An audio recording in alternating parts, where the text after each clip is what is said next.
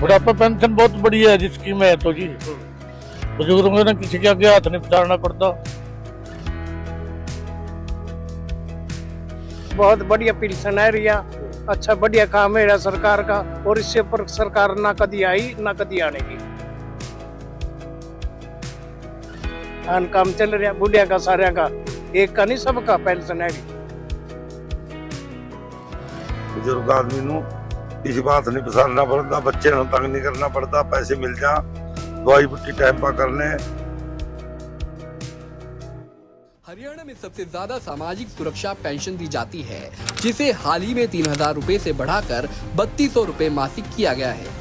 10 फरवरी 2026 को बुढ़ापा, विधवा, दिव्यांग और अन्य सामाजिक सुरक्षा पेंशन योजनाओं के तहत 1,098 करोड़ रुपए जारी किए गए हैं, जिससे 34.14 लाख लोगों को सीधा लाभ पहुंचा है। वहीं सरकार की बुढ़ापा पेंशन से लाभान्वित बुजुर्गों का क्या कुछ कहना है, सुनिए उनकी जुबानी। बहुत ही बढ़िया फायदा जी, ऐसा तो फिर कभी फायदा होया भी नहीं।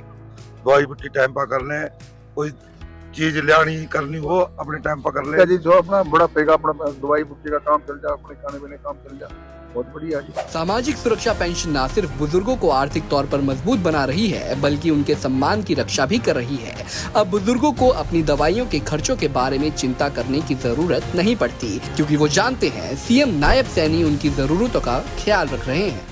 ये सम्मान दिया है बुजुर्गों को। 11 वर्षों में वृद्धावस्था पेंशन 1,000 रुपए से बढ़ा करके ये 3,200 रुपए मासिक किया है, 3,200 रुपए मासिक। और इसी प्रकार हमने वृद्धावस्था पेंशन में सबसे ज्यादा 2,200 रुपए की बढ़ोतरी की। सशक्त हरियाणा, मजबूत हरियाणा। मुख्यमंत्री नायब सैनी के कुशल नेतृत्व में हरियाणा में बच्चे हो या महिलाएं, युवा हो या बुजुर्ग, सबकी प्रगति और मजबूती के लिए योजनाएं बनाई गई हैं। हद कर दी मुख्यमंत्री जी ने। एक गरीब राज्य के मुख्यमंत्री हैं। अब मुख्यमंत्री जी तो खुद सीना ठोक के कहते हैं ये गरीब गुरबों की सरकार है और गरीबों की प्राथमिकता। यहाँ के स्थानीय आदिवासी मूलवासियों के उत्थान के लिए कहते हैं कि सरकार बनी है, आदिवासियों के आंसू को पोषने का काम करेंगे वो कहते हैं।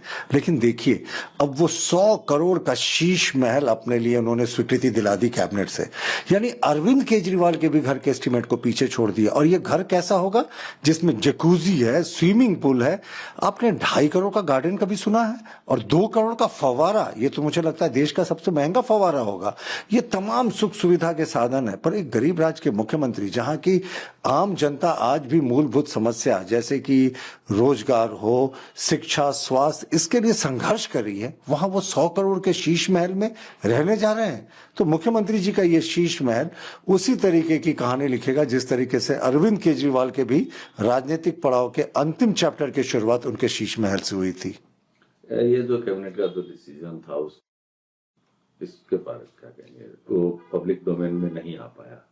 देखिए, आपको कहते हैं ना चोर के दाढ़ी में तिनका, तो इसीलिए वो छिपाने की पूरी कोशिश कर रहे थे। सामान्य तौर पर कैबिनेट सचिव जब भी कैबिनेट की ब्रीफिंग करते हैं तो उस दिन के जो महत्वपूर्ण एजेंडा पास हुए हैं उसकी ब्रीफिंग की जाती है। लेकिन ना तो उस दिन कोई दस्तावेज दिया गया, दस्तावेज देने से तो सारी चोरी पकड़ी जाती कि मुख्यमंत्री जी का 100 करोड़ का शीश महल का आवंटन पास कर दिया कैबिनेट ने, ना ही वर्बल ब्रीफिंग में बताया गया। तो ये सरकार कवर अप करने की कोशिश कर रही है। लेकिन अब तो cat is out of the bag. हमने बता दिया 100 करोड़ का ये मुख्यमंत्री जी का एस्टिमेटेड या रिवाइज एस्टिमेट के साथ। तो अब अगर जेएमएम में हिम्मत है तो आकर इसका काट करें और बताएं कि किस परिस्थिति में 100 करोड़ का बंगला मुख्यमंत्री जी अपने लिए बनाने जा रहे हैं। एलपीजी हुई है 60 रुपए पर सिलेंडर। देखिए, फ्री मार्केट इकोनॉमी की तो शुरुआत हमारे तत्कालीन वित्त मंत्री मनमोहन सिंह के समय ही हुई थी। सरकार तो पहले शॉक एब्जॉर्बर का काम करती थी। जो भी पेट्रोल या एलपीजी की कीमतों में बढ़ोतरी होती थी सरकार उसको एब्जॉर्ब कर लेती थी। लेकिन उसके बाद जो इंटरनेशनल मार्केट रेट्स होते थे उसके हिसाब से ऑयल कंपनीज अपना निर्णय लेने लगी। ये परंपरा कांग्रेस के समय से शुरू हुई और ये अभी भी अंतर्राष्ट्रीय कीमतों पर यह तय होता है। तो अभी जिस तरीके से तनाव की हालत है उस समय एलपीजी की कीमतें बढ़ी और हमें लगता है जैसे ही ये तनाव कम होगा कीमतें स्टेबलाइज करेंगी। पर ये जो भी कीमतें बढ़ती हैं मार्केट के हिसाब से वो कांग्रेस की देन है। ट्रंप ने कहा है कि वो देखिए, हम तो यही कहेंगे, भारत की यही हमेशा से अपनी नीति रही है कि जब दो देश या दो देशों के समूह के बीच में युद्ध हो तो उसमें भारत शांति की मध्यस्थता करने की हर संभव कोशिश करता है। हमने अब पहले भी पेशकश की है कि कोई भी शांति के पहल में हमारी जरूरत हो तो हम हमेशा तैयार है। निर्दोष लोगों की जाने जाती हैं साहब युद्ध में, और युद्ध से किसी का लाभ नहीं होता। हम फिर से दोनों पक्षों से अपील करते हैं कि अब डिस्केलेट करना चाहिए, और इसका प्रभाव अंतर्राष्ट्रीय स्तर पर भी पड़ रहा है। खाड़ी के करीब आधा दर्जन से ज्यादा देश इससे प्रभावित हो रहे हैं। ईरान प्रभावित हो रहा है, इजराइल प्रभावित हो रहा है।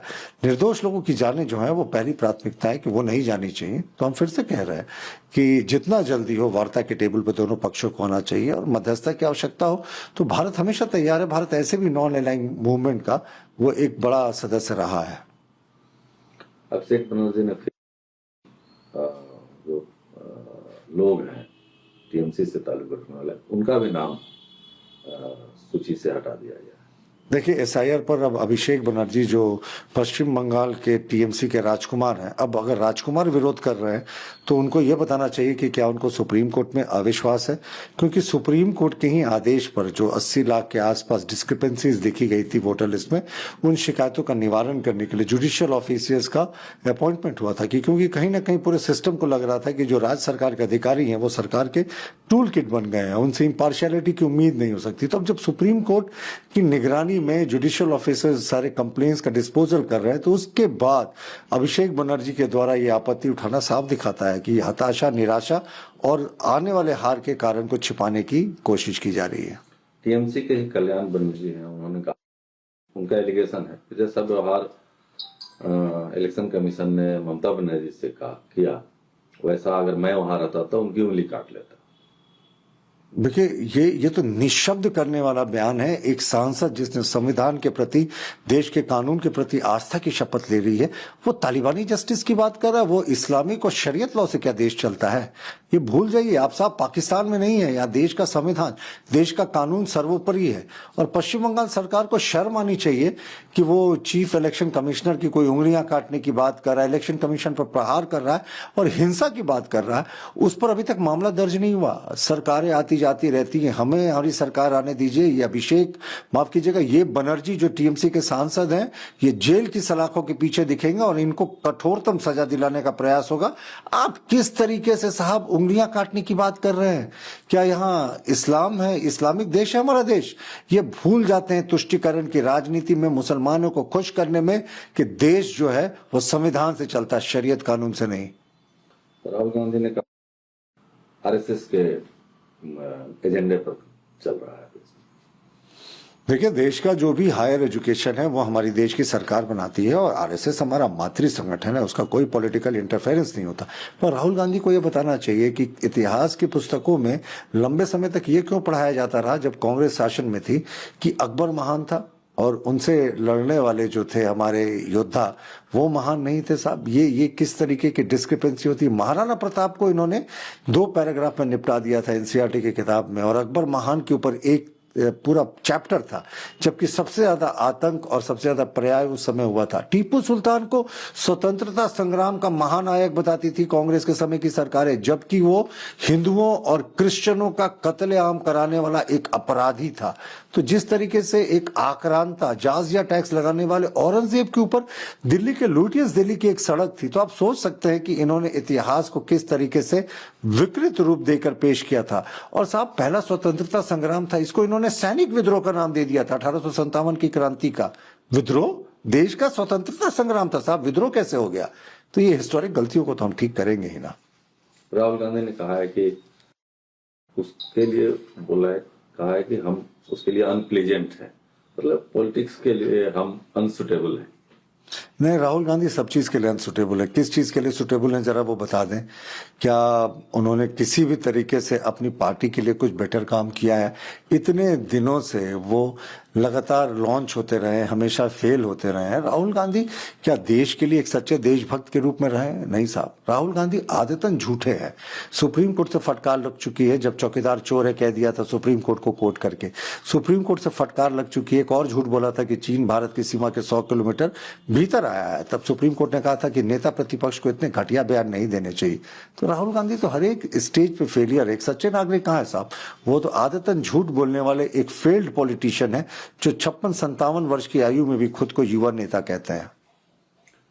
जिस तरह से 30 दिनों की मोहलत दी है तेल वाले मामले में रसिया से परचेज करने की, उसको लेकर खड़गे ने कहा है कि ये देश नहीं झुकने देंगे, तो मोदी ने कहा था, उसका एक तरह से मजाक है।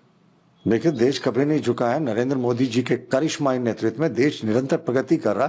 हम अपनी नीतियां खुद तय करते हैं और हमारे ऑयल मिनिस्ट्री के स्पोक्स पर्सन और एक्सटर्नल अफेयर्स मिनिस्ट्री के स्पोक्स पर्सन ने ये स्पष्ट कर दिया था कि भारत की जो तेल की जरूरतें हैं वो बहुत ज्यादा हैं और हमने अलग अलग स्रोत बनाकर रखे हैं।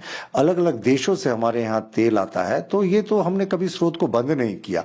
हाँ, 10 लाख जो बैरल है वो अभी भी हम लगातार रशिया से खरीद रहे हैं। तो किसी के प्रेशर पे या किसी के कहने से कुछ नहीं होता साहब। भारत अपने एनर्जी नीड्स के लिए सामरिक दृष्टि से या आर्थिक दृष्टि से जो उचित निर्णय होता है वो हमेशा लेता है। हम किसी दूसरे देश के दबाव में कार्य नहीं करते।